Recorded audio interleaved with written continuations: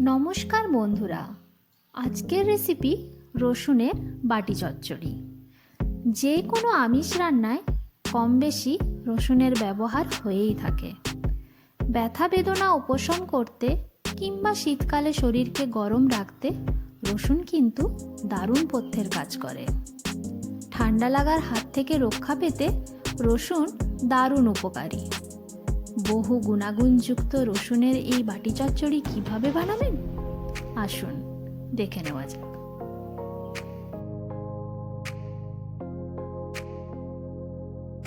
আমি এখানে নিয়ে নিয়েছি 25 থেকে 30 কোয়া রসুন। এখন আমি এই রসুনগুলোকে একটুখানি থেতো করে নেব।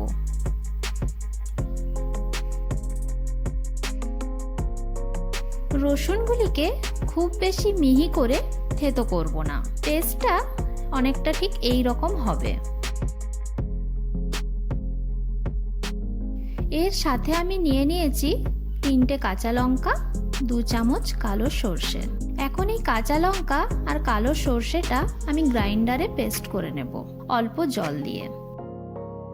রান্নাটা আমি অ্যালুমিনিয়ামের বাটিতে করব, সেই জন্য নিয়ে নিয়েছি অল্প সর্ষের তেল, আর এই তেলটাকে বাটির গায়ে ভালো করে মাখিয়ে নেব। আপনারা চাইলে ব্রাশের সাহায্যে করতে পারেন, কিন্তু এটা আমি হাতেই করে দেখালাম। এখন আমি দিয়ে দেব থেতো করে রাখা রসুন, তার সাথে দিয়ে দেব বেটে রাখা সর্ষে।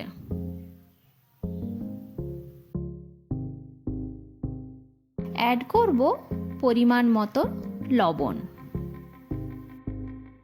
দিয়ে দেব পরিমাণ মতো হলুদ গুঁড়ো। এরপর এটা ভালোভাবে মিশিয়ে নেব।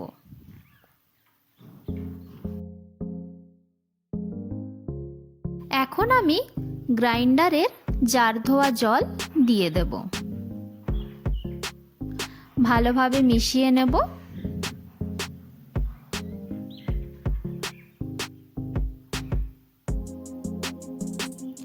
অ্যাড করব সামান্য সর্ষের তেল।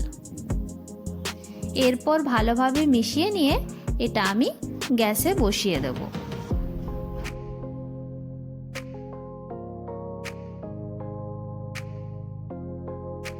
এটা অল্প অল্প ফুটে এসেছে।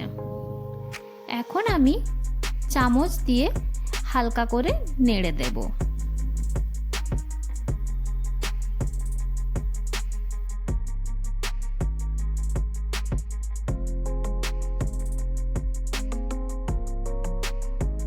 এটা এখন জল শুকিয়ে এসেছে এবং কালারটাও চেঞ্জ হয়ে গেছে।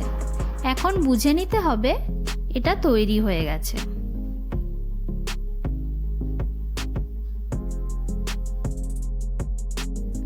শীতকালে গরম গরম ভাতের সাথে রসুনের এই বাটি চচ্চড়ি আপনারা একবার ট্রাই করে দেখতে পারেন।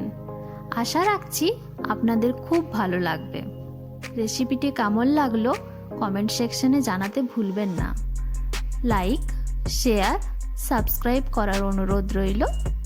এতক্ষণ আপনারা দেখছিলেন রেসিপি বাই শর্মিষ্ঠা। আমি শর্মিষ্ঠা। ভালো থাকবেন, সঙ্গে থাকবেন। ধন্যবাদ।